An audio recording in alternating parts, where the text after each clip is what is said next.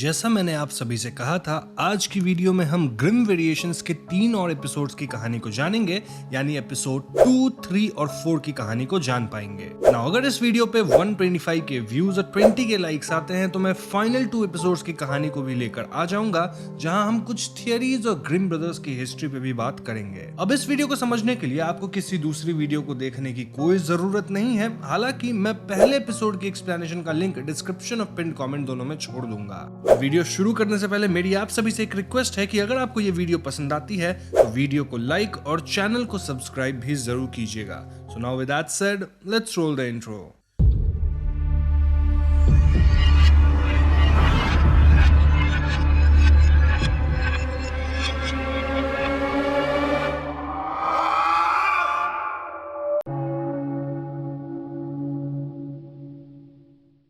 तो दूसरे एपिसोड का नाम है the little red riding hood और यहाँ ग्रिम ब्रदर्स एंड शार्लेट इस एपिसोड के कॉन्टेक्स्ट को सेटअप करते हैं। तो एपिसोड शुरू होते ही हम समझ पाते हैं कि ये कहानी एक डिस्टोपियन वर्ल्ड में सेट है और ये दुनिया AR यानी ऑग्यूमेंटेड रियलिटी की दुनिया है। यहाँ के लोग आई ड्रॉप्स का इस्तेमाल करते हैं जिसमें किसी तरह का नैनोटेक है और उसी से AR काम करता है। मतलब हमारी दुनिया की तरह यहाँ कोई AR या VR हेडसेट नहीं है। ये दुनिया AR के मामले में इतनी तरक्की कर चुकी है कि लोग मरने के बाद भी अपनी पूरी डेटा सिस्टम में डाल देते हैं, जिससे उनका डिजिटल कॉपी हमेशा के लिए जीवित रहेगा। चीजें इतनी सीमलेस है कि इंसानों को यह तक पता नहीं चलता कि जो वो देख रहे हैं वो रियल है या फिर ऑग्यूमेंटेड रियलिटी। अब क्योंकि ये एक डिस्टोपियन वर्ल्ड है तो यहाँ अमीर लोग गरीबों से सेपरेटेड हैं, यानी वो एक बड़े वॉल्स के अंदर रहते हैं जहां बड़ी बड़ी बिल्डिंग्स वगैरह हैं। वहीं गरीब लोगों को कष्ट में जिंदगी काटने के लिए बाहर छोड़ दिया गया है। अब कहानी की शुरुआत में एक यंग ब्यूटीफुल लड़की एक एक्सक्लूसिव पॉश क्लब में एंटर करती है और वहां का गार्ड लड़की से टिकट मांगता है। ये लड़की अपनी आंख की ड्रॉप मूव होते दिखाती है और इतना इनफ था उसकी एंट्री के लिए। अंदर वो डिजिटल मेन्यू से ड्रिंक ऑर्डर करती है, something like advanced version of vision pro. अब यहाँ एक मिस्टर ग्रे नामक आदमी इस लड़की को ड्रिंक ऑफर करता है, देन उससे फ्लर्ट करता है और ऐसे में ये लड़की मिस्टर ग्रे के साथ इंटीमेट होने के लिए रेडी थी। ऐसे में ग्रे अपनी आई ड्रॉप ऑफर करता है, जिसे लेते ग्रे अब इस लड़की के इन्वॉल्वमेंट को कंट्रोल कर सकता था। ये लोग कुछ वर्चुअल रूम्स की तरफ जाते हैं इंटीमेट होने के लिए और वहां ग्रे अचानक से थोड़ा वायलेंट हो जाता है। वो उस लड़की को बांध देता है, फिर उसके होठ काट लेता है, देन कान काट लेता है वगैरह वगैरह। इन हरकतों से लड़की काफी डर जाती है और वो ग्रे को रुकने कहती है, लेकिन ग्रे तो यहाँ आसपास के इन्वायरमेंट चेंज करने लग गया था और वो इस लड़की का असली रूप भी हम व्यूअर्स को दिखाता है। बेसिकली ये लड़की बाहर में तो AR की मदद से एकदम अलग दिख रही थी, लेकिन रियलिटी में शी लुक्ड क्वाइट डिफरेंट। हम समझ पाते हैं कि ग्रे खून को लेकर ऑब्सेस्ड है और इसीलिए वो इस लड़की को कट कर रहा है ताकि वो खून को एंजॉय कर सके। इन द एंड वो लड़की को बुरी तरह कट करके मार देता है। अब अगले सीन में हम एक एड देखते हैं एडवांस्ड आई ड्रॉप्स की और यहाँ AR ऑक्यूमेनेटेक की बात की गई है। बेसिकली ये ड्रॉप्स नैनो मशीन थी जिसका इस्तेमाल करके लोग एक सुपर कंप्यूटर के अंदर रह सकते हैं लाइक अदर्स। ऐसे इंसान इमॉर्टल हो जाएंगे क्योंकि ओरिजिनल शरीर से कोई मतलब ही नहीं, आपको रहना तो इस AR वर्ल्ड में ही है। आपकी सारी डेटा तो यहाँ है और आप यहाँ कैसे भी देख सकते हैं। खैर हम ग्रे को देखते हैं और उससे मिलने मिस्टर ब्राउन आया है। हम समझ पाते हैं कि ये लोग किसी तरह के एलीट क्लब में हैं नेम्ड वुल्फ क्लब और यहाँ ग्रे जैसे लोग अपनी डार्केस्ट डिजायर्स फुलफिल करते हैं। ग्रे क्लियरली कहता है कि नो मैटर ये आई ड्रॉप्स आपको कैसा फील कराएं, रियलिटी का मजा कुछ और ही है। बेसिकली ग्रे को रियल लोगों को मारने और उनके खून को फील करने में मजा आता था। आगे की सीन्स में हम ग्रे को कई और बार वही काम करते देखते हैं जो कि वो पहली लड़की के साथ किया था, मतलब hunting like a wolf. Grey इतना आउट ऑफ हैंड हो रहा था कि अब वो रैंडम लोगों को मार रहा था और ऐसे में ब्राउन ग्रे को समझाता है कि अगर ग्रे इस तरह से आउट ऑफ कंट्रोल जाएगा तो एलीट क्लब भी उसे बचा नहीं पाएगी। उसे एलिगेंटली समय आने पे हंट करना है, नॉट कहीं भी और कभी भी। अब ग्रे को तो हंटिंग की तलब थी और ऐसे में वो एक बहुत ही रियल प्लेस पे पहुंचता है जहां वो किसी मैडम नाम की औरत से मिलता है। मैडम के प्लेस पे सब कुछ रियल था, चाहे वो प्लांट्स हो, एनिमल्स हो या फिर बर्ड्स। मैडम का काम था ग्रे के लिए एक रेड राइडिंग हुड ढूंढना, यानी एक शिकार ढूंढना। ध्यान रहे कि ग्रे का मैडम से मिलना उनके एलीट क्लब में किसी को नहीं पता था एक्सेप्ट ब्राउन, क्योंकि ब्राउन ही ग्रे को यहाँ भेजा था। खैर मैडम एक स्कारलेट नामक लड़की को चुनती है जो कि ग्रे की अगली शिकार होगी। कुछ समय बाद ग्रे को एक पैकेज मिलता है विद एन आई ड्रॉप और मैडम इंस्ट्रक्ट करती है कि ग्रे को A38 एरिया में जाके स्कारलेट को फंसाना होगा। अब उस एरिया में स्कारलेट एक पार्टी से निकल रही होती है जब एक आदमी उसे परेशान कर रहा होता है। ग्रे उस आदमी को मार के स्कारलेट को बचाता है और इससे ये दोनों फ्रेंडली हो जाते हैं। स्कारलेट ग्रे को अपने घर ले जाती है और सपोजिटली यहाँ सब कुछ रियल था। वो ग्रे को एक ड्रिंक देती है और इस ड्रिंक को पीते ग्रे डिजी फील करता है। वो अपना आई ड्रॉप निकालता है लेकिन आई ड्रॉप उसके हाथ से फिसल जाता है और स्कारलेट उसके आई ड्रॉप को तोड़ देती है। इस पॉइंट पे ग्रे बेहोश हो जाता है और जब उसे होश आता है तो वो खुद को बंधा पाता है, ठीक वैसे ही जैसे वो यूजुअली अपने विक्टिम्स को बांधता है। स्कारलेट यहाँ ग्रे के ऊपर थी और वो उसे काटना शुरू करती है। स्कारलेट कहती है कि तुम्हारा मुंह काफी बड़ा और पावरफुल है, देन मुंह काट देती है। तुम्हारे हैंड बड़े और स्ट्रॉन्ग है और फिर वो नाखून नोच लेती है। तुम्हारी आंखें बड़ी और शार्प है एंड देन वो आंख फोड़ देती है। स्कारलेट रिवील करती है कि उसे पता था कि ग्रे वुल्फ है और इसीलिए वो पहले वीक होने का प्रिटेंड करी यानी नाटक करी, वुल्फ को अपने एरिया में लाई और अब वुल्फ ही उसके कब्जे में है। इसके बाद स्कारलेट ग्रे को मार देती है। वहीं दूसरी तरफ मैडम को ब्राउन का कॉल आता है जो कि पूछ रहा था कि ग्रे का क्या हुआ और मैडम कहती है कि ग्रे को लेकर रिक्वेस्ट क्लब से नहीं आई थी और ऐसे रिक्वेस्ट्स को मैं एंटरटेन नहीं करती। इट्स बेटर कि तुम ग्रे के बारे में भूल जाओ। ये सुन के ब्राउन कहता है कि भैया मैं तो अब इमॉर्टैलिटी सर्विस ले लूंगा क्योंकि रियल वर्ल्ड के टेम्पटेशंस बहुत है लेकिन खतरनाक है। इसके बाद हम स्कारलेट को देखते हैं जो कि मैडम को विजिट करती है and the message was very clear. Message ये था कि आइदर आप शिकार हो सकते हो या फिर आप शिकारी बन सकते हो। यहीं पे ये वाली एपिसोड खत्म हो जाती है। अब आई नो कि आपके मन में इस स्टोरी को लेकर कुछ कंफ्यूजन्स होंगे लेकिन अब मैं सब कुछ क्लियर कर दूंगा। तो कहानी का कॉन्सेप्ट सिंपल है, जहां हमें एक डिस्टोपियन वर्ल्ड दिखाया गया है और लोग यहां आई ड्रॉप्स यूज करके अपनी रियलिटी को चेंज करते हैं। बेसिकली एक इंसान खुद का रियल सेल्फ रह सकता है या फिर वर्चुअल सेल्फ। ऑल्दो यहां इमॉर्टैलिटी सर्विस भी है, यानी कि आप खुद के पूरे डेटा को वर्चुअल वर्ल्ड में डाल दोगे जिससे आपका अवतार हमेशा जिंदा रहेगा। आपका रियल बॉडी रहे या ना रहे इससे कोई मतलब नहीं। अब इस मिक्स्ड रियलिटी वाले वर्ल्ड में अब भी ऐसे कुछ लोग हैं जो कि ट्रू रियलिटी को क्रेव करते हैं, स्पेशली ब्लड। इसे लिटिल रेड राइडिंग हुड वाली कहानी का वुल्फ बताया गया है और स्कारलेट है रेड राइडिंग हुड। अब भले ओरिजिनल कहानी में वुल्फ वाज बैड लेकिन यहाँ the tables have turned. Little red riding hood शिकार होने के बजाय खुद शिकारी बन गई है और इसीलिए वो ग्रे को मार पाई। अब अगर हम ओरिजिनल कहानी की बात करें तो एक छोटी लड़की लिटिल रेड राइडिंग हुड अपनी ग्रैंडमदर के साथ थी। एक दिन जब वो बाहर जाती है तो एक वुल्फ चतुराई से ग्रैंडमदर को खा जाता है एंड देन उनकी जगह ले लेता है। जब रेड वापस आती है तो पूछती है कि ग्रैनी आपकी आंखें इतनी बड़ी और शार्प क्यों हैं?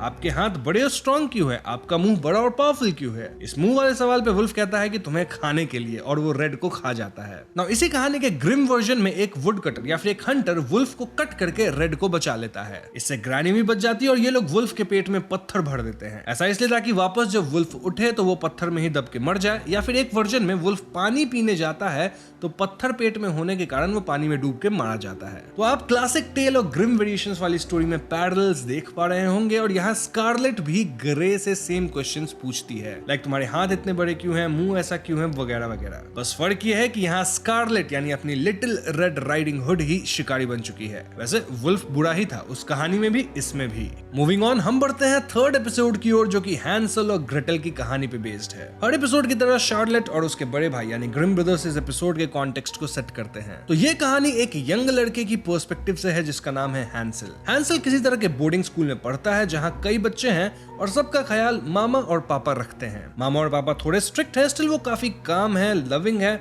और उनका एक मेन रूल है कि बच्चों को फेंस यानी बाउंड्री के बाहर नहीं जाना है। अब हैंसल बताता है कि उसकी बहन ग्रेटल भी उसके साथ स्कूल में है और हम इन दोनों को हमेशा साथ देखते हैं। हैंसल पढ़ाई वगैरह में बहुत स्मार्ट है और ग्रेटल क्लास में सोती रहती है। ये दोनों हमेशा बदमाशी करते हैं, लाइक क्लास बंक करना, गलत टाइम पे खेलना, रात को बिस्तर से बाहर जाना वगैरह वगैरह। इनफैक्ट डिटेंशन मिलने के बावजूद ये दोनों नहीं सुधर रहे थे और ऐसे में एक बार मामा और पापा इन दोनों को रात भर के लिए पास के जंगल में छोड़ देते हैं एज पनिशमेंट। नाउ हैंसल और ग्रेटल के लिए ये सजा से ज्यादा अपॉर्चुनिटी थी और ये लोग जंगल में घूमने लगते हैं। घूमते हुए दोनों एक झोपड़ी के पास पहुंचते हैं और अंदर ढेर सारे स्वीट्स रखे हुए थे। ग्रेटल स्वीट्स खाने लगती है और वो हैंसल को भी स्वीट्स खाने कहती है और तभी इनकी मुलाकात एक ओल्ड विच टाइप लेडी से होती है जिसका ही ये हट था। ये ओल्ड लेडी काफी स्वीट थी और वो इन्हें कोकोआ पिलाती है। इनफैक्ट इन्हें अपने घर पे रात बिताने का ऑफर भी देती है। बातचीत में ओल्ड लेडी कहती है कि दुनिया फ्लैट है और उसका एंड भी है, जबकि हैंसल कहता है कि वर्ल्ड तो स्फीयर है और उसका कोई एंड नहीं। लेकिन लेडी इनसे कहती है कि नेक्स्ट टाइम जब स्कूल में तुम लोग बॉल खेल रहे होगे ना, तब जब बॉल फेंस के उस पार जाए तो तुम जाके चेक करना,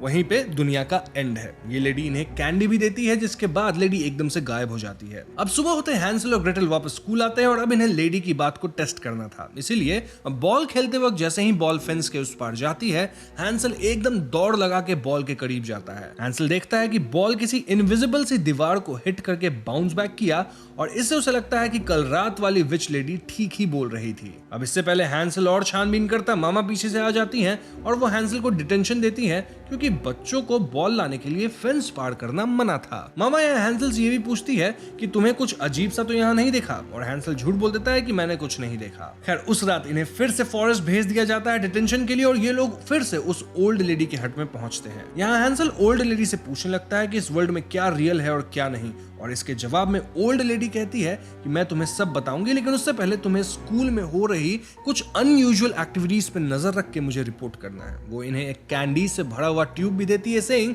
कि ये तुम्हें राह दिखाएंगे लाइक अ गाइड। इसके बाद वो लेडी फिर से डिसअपीयर हो जाती है। अब सुबह पापा और मामा इनसे पूछते हैं कि क्या तुम लोगों को फॉरेस्ट में कुछ वियर्ड दिखा, जिसके जवाब में हैंसल और ग्रेटल नो कहते हैं। अब ये दोनों स्कूल में छानबीन शुरू करते हैं जहां वो पाते हैं कि इनके स्कूल से अक्सर बच्चे गायब हो जाते हैं। जैसे एक लड़का फ्रिट्ज जो कि बेड को वेट कर देता था वो अब कहीं दिखाई नहीं देता। सिमिलरली एक बच्चा हमेशा वॉच बनाता रहता था वो भी अब दिखाई नहीं देता। हम व्यूअर्स को बताया जाता है कि स्कूल में हर कुछ अंतराल में बच्चे घटते जा रहे हैं, लेकिन हम समझ नहीं पाते कि ऐसा क्यों हो रहा है। अब उस रात हैंसल और ग्रेटल वापस बाहर जाते हैं और उस कैंडी वाले ट्यूब को ऊपर करने पे उन्हें सामने एक पोर्टल ओपन होता दिखता है। इस पोर्टल के अंदर एक अजीब सी जगह थी जो कि काफी मॉडर्न लग रही थी और यहाँ कुछ पॉड्स एंड इनक्यूबेटर्स वगैरह दिख रहे थे, एंड दिस वाज सजेस्टिंग कि शायद ये लोग किसी तरह के स्पेसशिप में हैं और ये पॉड्स स्पेसशिप के ही हैं। अब यूजुअली तो ग्रेटल हिम्मत दिखा के हमेशा लीड करती थी, लेकिन आज हैंसल लीड कर रहा था। ये लोग उस कैंडी ट्यूब की मदद से कई रूम्स के डोर्स ओपन करते हैं और फाइनली एक क्लासरूम जैसी जगह पे पहुंचते हैं जहां बड़ी सी स्क्रीन पे बच्चों की पिक्स और उनसे रिलेटेड डेटा पॉइंट्स थी। तभी मामा यहाँ आ जाती है और उन्हें देखकर ये दोनों भागते हैं। मामा इनके पीछे दौड़ने लगती है और एक पॉइंट आता है जब सामने वाला डोर क्लोज हो जाता, और ऐसे में मामा हैंसल को धक्का देती है ताकि हैंसल डोर क्रॉस कर जाए और उसमें ना फंसे। इसके दौरान मामा खुद डोर में फंस जाती है और हम देख पाते हैं कि वो एक्चुअली में एक रोबोट है जो कि अब थोड़ा डैमेज हो गई थी। खैर हैंसल और ग्रेटल आगे बढ़ते हैं और उन्हें एहसास होता है कि वो दोनों स्पेस में हैं। ये लोग एक्सप्लोरेशन वगैरह करके कैंडी ट्यूब गाइड की मदद से वापस स्कूल पहुंच जाते हैं और इसके बाद दोनों सीधा ओल्ड विच लेडी के पास दुनिया का सच जानने के लिए पहुंचते हैं। यहाँ ओल्ड लेडी हैंसल को चॉइस देती है, आइदर वो हैंसल को दुनिया की सारी सच्चाई बता देगी या फिर हैंसल एक कैंडी खा के ये सारी एक्सपीरियंस भूल जाएगा और वापस स्कूल चला जाएगा। हैंसल चूज करता है कि उसे सब कुछ जानना है और फिर ओल्ड लेडी रियलिटी रिवील करती है। दरअसल सालों पहले ही अर्थ ह्यूमंस के रहने लायक नहीं बचा और इसीलिए इनके एंसेस्टर्स अपने बच्चों को पलने बढ़ने के लिए दूसरी जगह भेजने लगे। अब फिलहाल हैंसल और ग्रेटल जहां हैं वो भी एक ऐसी ही जगह है जो कि अंतरिक्ष में है और वो पूरा जगह टेक्नोलॉजी की मदद से बनाया गया है। मामा और पापा बच्चों का ख्याल रखते हैं और वो दोनों रोबोट्स हैं, और जब बच्चे स्मार्ट इनफ हो जाते हैं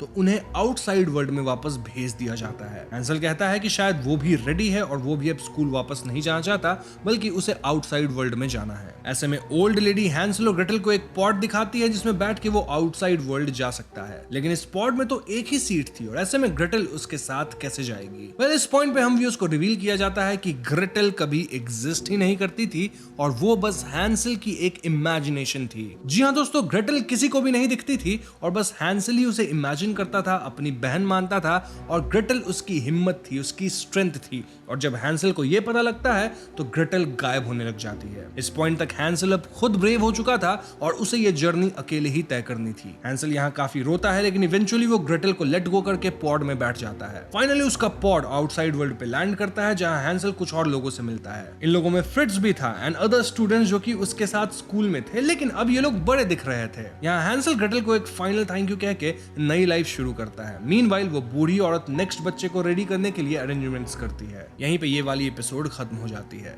अब अगर हम ओरिजिनल स्टोरी की बात करें तो वहां हैंसल और ग्रेटल अपने सौतेली मां के कारण जंगल में अबैंडन किए जाते हैं और वहां उन्हें एक विच मिलती है। विच इन्हें स्वीट्स वगैरह देती है और पिंजरे में रखती है ताकि जब बच्चे मोटे हो जाए तो वो उन्हें खा सके। ये बच्चे समहाउ स्मार्टली विच को चकमा दे देते हैं और फाइनली अपने घर वापस जाते हैं। वहां उनकी सौतेली मां भी अब तक नहीं थी and they lived happily ever after with their father. Now यहाँ कहानी को बदल दिया गया है जहां खेल सर्वाइवल का है। बच्चों के स्पेस सेंटर्स में भेज के ट्रेन किया जाता है। इनफैक्ट इस कदर तैयार किया जाता है ताकि वो रियल वर्ल्ड में सर्वाइव कर पाएं। मामा और पापा रोबोट्स थे जो कि बच्चों को गाइड करते हैं और उन्हें सब कुछ सिखाते हैं, बीट सब्जेक्ट, मैनर्स, डिसिप्लिन और क्रिटिकल थिंकिंग। अब आप पूछ सकते हैं कि फ्रिट्ज एकदम से इतना बड़ा कैसे हो गया था ऑन द प्लैनेट। वेल यहाँ टाइम अलग तरह से वर्क करती है क्योंकि ये डिफरेंट प्लेसेस है, तभी ऐसा हुआ होगा। या फिर स्पेसशिप के अंदर चेंबर्स में बच्चों को रखा जाता होगा ताकि वो एज ना करे और उनकी ट्रेनिंग वगैरह सब मेंटली की जा रही होगी। ओवरऑल ये एक ऐसी कहानी है जहां पे प्लैनेट अब ऐसा नहीं रहा जहां इंसान रह सकते हैं, एटलीस्ट बच्चे तो नहीं, तो उसके बाद की सिचुएशन कैसी होगी, बच्चों को कैसे ट्रेन किया जाएगा, वगैरह वगैरह। अब ओरिजिनल कहानी में भले विच बदमाश थी, लेकिन यहाँ जो हम विच को देखे हैं वो बदमाश नहीं थी। मूविंग ऑन, चौथे episode the elves and the shoemaker कहानी पे बेस्ड है एंड एज यूजुअल एपिसोड के शुरुआत में ग्रिम ब्रदर्स और शार्लेट हमें इस एपिसोड का कॉन्टेक्स्ट देते हैं। नाउ इस वाली कहानी में सभी कैरेक्टर्स के नाम सिर्फ अल्फाबेट्स हैं, जैसे एन, जेड, एक्स वगैरह वगैरह। तो कहानी की शुरुआत में हम मिस्टर एन से मिल पाते हैं जो कि एक राइटर है, लेकिन पिछले 20 सालों में उसकी कोई किताब चली नहीं है। इनफैक्ट शायद कोई नई किताब पब्लिश तक नहीं हुई है। 20 साल पहले उसकी एक किताब आस्क एट मिडनाइट काफी प्रसिद्ध हुई थी, लेकिन तब से लेकर आज तक an as an author struggle ही कर रहा है। एन की हालत यह है कि उसके पैसे भी खत्म हो रहे हैं और उसकी नई book from the shows of stupor को कोई एडिटर एडिट नहीं करना चाहता, कोई पब्लिशर पब्लिश नहीं करना चाहता। इन सबसे फ्रस्ट्रेट होकर एन बार में जाता है, लेकिन वहां भी उसकी एक अनजान आदमी से अनबन हो जाती है, जिसके कारण उसे बार से निकाल दिया जाता है। थक हार कर एन एक पार्क में जाकर बैठ जाता है और वो अपने आप को जज करने लगता है, लाइक क्या मैं वाकई एक अच्छा राइटर हूँ? क्या मेरे अंदर ईगो आ गया है? क्या मैं दूसरों से अपने आप को ऊपर मानता हूँ? क्या मैं कभी कुछ अच्छा लिख भी पाऊंगा? वगैरह वगैरह। इसी वल्नरेबल मोमेंट में वो अपनी लेटेस्ट राइटिंग को फाड़ भी देता है और तभी वहां पार्क में एक लड़की आती है। ये लड़की इन फटे पन्नों को उठा के पढ़ती है और वो एन के राइटिंग को बहुत क्रिटिसाइज करती है। वो कहती है कि तुम्हारे कैरेक्टर्स में डेप्थ और मोटिव की कमी है, तुम्हारी फोकस और राइटिंग ब्लरी है, तुम्हारे स्टोरी के मटेरियल्स और प्रॉप्स सही नहीं है, वगैरह वगैरह। अब अपनी ही इतनी बुराई सुन के एन को गुस्सा आता है, लेकिन ये लड़की हंसती है और एकदम से गायब होती है। इनफैक्ट यहाँ से सीन भी चेंज होता है, जहां हम एन को अपने कमरे में सोता हुआ पाते हैं। जब उसकी नींद खुलती है तो वो अपने आप टेबल पे एक कंप्लीटेड शॉर्ट स्टोरी पाता है जिसका नाम था सेल्फ इंट्रोडक्शन। अब ये कहानी एन के ही हैंडराइटिंग में लिखी हुई थी और देख के लग रहा था कि वही ये कहानी लिखा है, बट एन को बिल्कुल भी याद नहीं था कि वो ये स्टोरी कब लिखा। एन इस स्टोरी को पढ़ता है जो कि वाकई काफी अच्छी थी और ऐसे में वो पब्लिशर को अपनी ये स्टोरी भेज देता है। अब पब्लिशर या एडिटर जिसका नाम एस है, वो ये कहानी पढ़ता है and he was blown away. S फौरन एन से मिलता है और एन की कहानी को एज ओपनिंग स्टोरी डालना चाहता है इन नेक्स्ट मंथ्स इशू अपने मैगजीन के। इसके लिए वो एन को ठीक ठाक पैसे देने के लिए भी तैयार था। एन वो स्टिल कंफ्यूज, लेकिन पैसे मिल रहे थे तो एन अग्री कर जाता है। अब ये कहानी एकदम वायरल हो जाती है, इतनी की ज्यादा डिमांड होने के कारण मैगजीन को कई बार रीप्रिंट करना पड़ता है। एन को अब दूसरे पब्लिकेशंस वाले भी साइन करना चाहते थे, लाइक मिसेस बी, ताकि एन उनके लिए नॉवेल्स या फिर स्टोरीज लिख सके।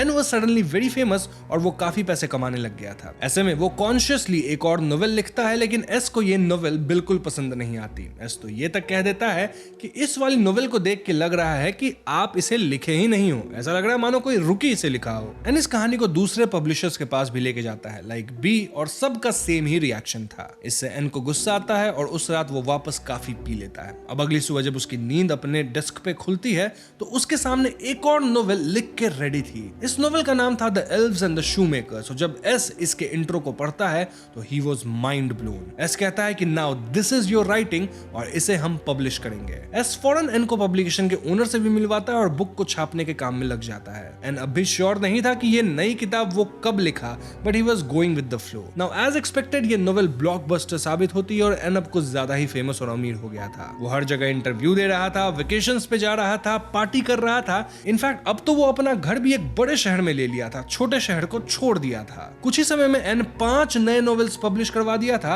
और सब के सब ब्लॉकबस्टर थे। एन अब काफी एरोगेंट भी हो गया था, उसे खुद पे घमंड था और एक रात वो अपनी कार में कहीं जा रहा होता है जब अचानक वो खुद को अपने पुराने टाउन में पुराने घर के पास पाता है। उसके पुराने घर पे नो ट्रेस पासिंग वाले टेप लगे थे और वो घर के अंदर एक शैडो देखता है जो कि उसकी जगह नोवेल लिख रहा था। ये देख एन भागता है और वो वापस उसी पार्क में पहुंच जाता है जहां उसे पहली बार वो लड़की मिली थी। सरप्राइजिंगली आज भी उसे वो लड़की मिलती है और वो एन से बातें करने लगती है। वो एन से पूछती है कि लास्ट टाइम जो किताब एन लिख रहा था क्या वो उसे कंप्लीट किया। एन गुस्से में कहता है कि वो तो बेकार बुक थी, उसे मैं क्यों कंप्लीट करूंगा, मैंने उसके बाद कई अच्छे बुक्स लिखे हैं। लेकिन ये लड़की पूछती है कि आर यू श्योर कि तुम ही इन अच्छी बुक्स को लिख रहे हो? मोरओवर मुझे तो उस पुराने कहानी में ही दिलचस्पी है। इस पॉइंट पे एन एक बार फिर डाउट करता है कि क्या वो इन सक्सेसफुल बुक्स को खुद लिखा है। हम एन के आसपास अल्फाबेट्स को ऊपर उड़ते देखते हैं और ये लड़की कहती है कि मैं तो वो पुरानी बुक पढ़ने आई थी, लेकिन तुम लिखे ही नहीं। एन यहाँ एकदम टूटने लगता है और वो कहता है कि मैं अकेला हूँ, मैं पागल हो रहा हूँ। और अचानक से एक बार फिर सीन चेंज होता है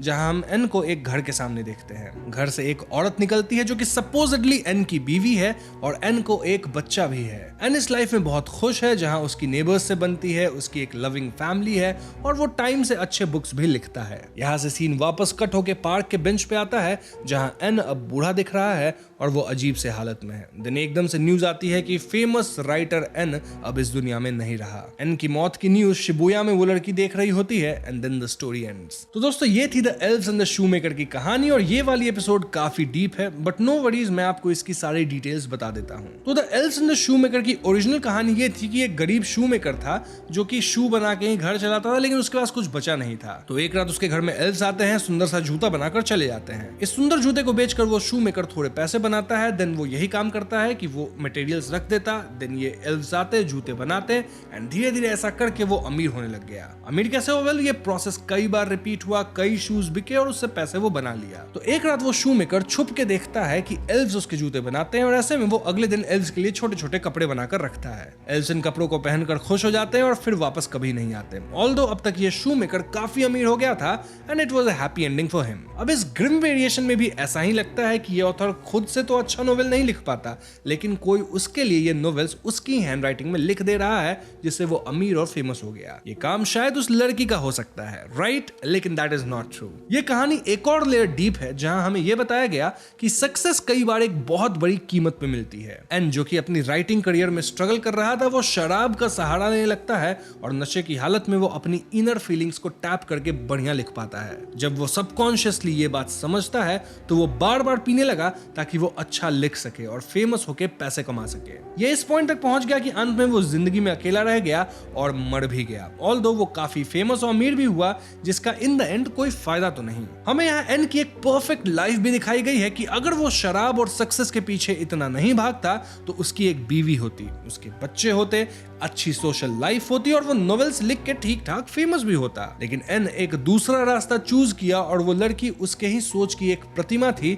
जो कि उसकी मदद करना चाहती थी। लेकिन एन लाइफ से इतना डिटैच्ड हो चुका था कि अंत में वो लड़की भी कुछ नहीं कर सकती थी। इन द एंड एन अकेला और दुखी हालत में मारा गया। इनफैक्ट वो बूढ़ा होके मरा, यानी वो अपनी पूरी जिंदगी अकेलेपन में, डिप्रेशन में और इन्हीं सब चीजों में गुजारा। और देखा जाए तो उसकी मौत से किसी को ज्यादा फर्क भी नहीं पड़ा। हाँ, न्यूज वालों को एक दो दिन के लिए एक सनसनी खबर जरूर मिली, लेकिन शिबुया में जब ये न्यूज चल रही थी तो एक भी इंसान इससे अफेक्टेड नहीं था, एक्सेप्ट वो लड़की जो कि एन को हेल्प करना चाहती थी। हम उसे एन का ही एक मैनिफेस्टेशन कह सकते हैं या फिर रियलिटी, क्योंकि एन के मरने के बाद भी वो थी। अब कई लोग ये भी मानते हैं कि शराब पी के एन अपनी अच्छी लाइफ को इमेजिन करता था एंड देन वो किताब लिखता था जो अच्छी भी होती थी। अपने कॉन्शियस स्टेट में एन अच्छा नहीं लिख पाता था। अब आपने भी कई बार सुना होगा कि कला और साहित्य के क्षेत्र में काम करने वाले लोग अक्सर नशे का सहारा लेते हैं अपनी क्रिएटिविटी को बूस्ट करने के लिए। ये कहानी बताती है कि ऐसे करने वाले लोग के लिए आगे रास्ता बहुत कठिन होता है, leading to loneliness and even death. तो हाँ, इस कहानी में शूमेकर एन है और उसके एल्व्स भी एन खुद ही है,